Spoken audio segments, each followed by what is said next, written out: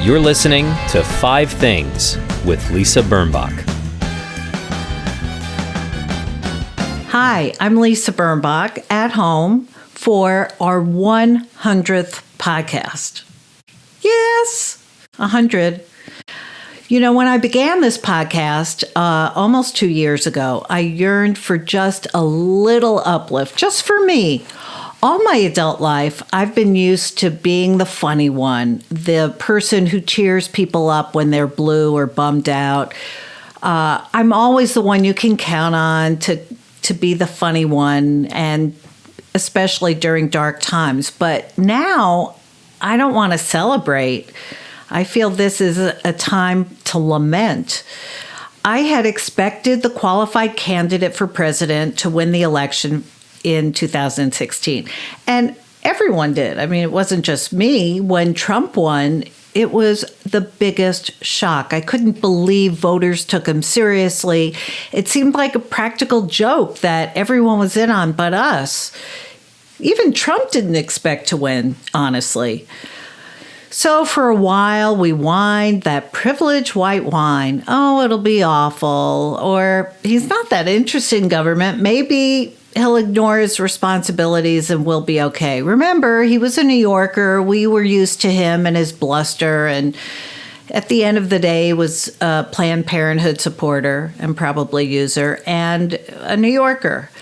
But the week of his inauguration, things started to slide downhill and fast.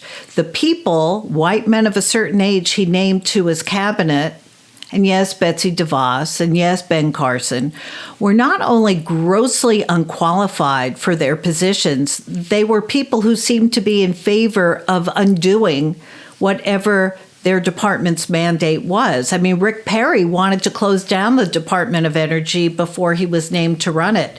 Betsy DeVos had zero interaction in her life in public education, and she's been gutting it ever since. And there goes the rest of the cabinet. I became more and more morose and downcast, and some of my friends were actually concerned. The Lisa they knew and could count on was no longer reliably up and cheerful. So by spring of 2018, I decided to just focus on the little things that I enjoyed. Kind of a classic gratitude exercise that I know people do at night before they go to sleep or when they wake up or when they meditate or have their kids do it at dinner time. So I wrote down 5 things, right? How hard is that? Lilacs and the scent of lilacs and the delights of fresh basil and the taste of the first corn of the summer, and a book I had just finished and enjoyed. And it wasn't that bad. And you know, I got into a rhythm, and by summer I was recording this as a podcast, and in due time, the little podcast became an interview program in which our guests shared their 5 things too. Even when I became spitting mad or discouraged, the 10 things in the podcast left at least the 2 of us, my guest and me, in a better mood. And it seemed to work with listeners too. So here we are almost 2 years later, and it feels like we as Americans and members of the global community are standing at the abyss. Righteous indignation has been subsumed into violence. Anger and hurt are everywhere. I'm actually enraged most of the day. So, in honor of the protests and the protesters, and in the memory of George Floyd, David McAtee, Breonna Taylor, Tony McDade, Nina Pop, Ahmaud Arbery, Eric Garner, Trayvon Martin, and so many other Black people murdered for being Black. This week will be different at headquarters. No lilacs, no oat milk, no great Netflix series, no. Today I pause with you all. Try to take a breath and think about how we function, both with a government that doesn't listen to us and distorts our message for their ends, and as people living together in close quarters during a pandemic. I know we're distracted. I know we're miserable. The work that we as white people have to do is substantial. We have wittingly and unwittingly become the oppressors. And not become, we have been the oppressors since this country was born. Now is the time for study and reflection, and I will endeavor to do better and to be more mindful in my interactions with people of color. I leave you now with a poem written by my teacher, my favorite teacher in college, the wonderful Michael S. Harper. This is Brother John, recited by him. Be kind to one another and act natural. Bye-bye. The poem is called Brother John. Black man. I'm a black man.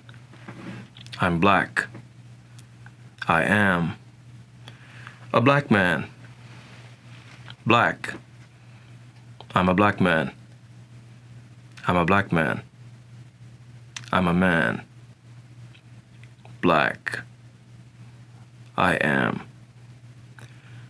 Bird, buttermilk bird. Smack, booze, and bitches, I am bird. Baddest night dreamer on sax in the ornithology world. I can fly higher, high, higher. I'm a black man. I am. I'm a black man. Miles. Blue haze. Miles high. Another bird. More miles. Mute. Mute miles. Clean. Bug-eyed. Unspeakable. Miles. Sweet mute. Sweat miles. Black miles. I'm a black man. I'm black. I am. I'm a black man. Train. Coltrane. John Coltrane. It's train time. Chase the train. It's a slow dance. It's the train in Alabama. Acknowledgement. A love supreme. It's black train. Black. I'm a black man. I'm black. I am. I'm a black man. Brother John. Brother John plays no instrument. He's a black man. Black. He's a black man. He is Brother John. Brother John. I'm a black man. I am. Black. I am. I'm a black man. I am. I am. I'm a black man. I'm a black man. I am. I'm a black man. I am.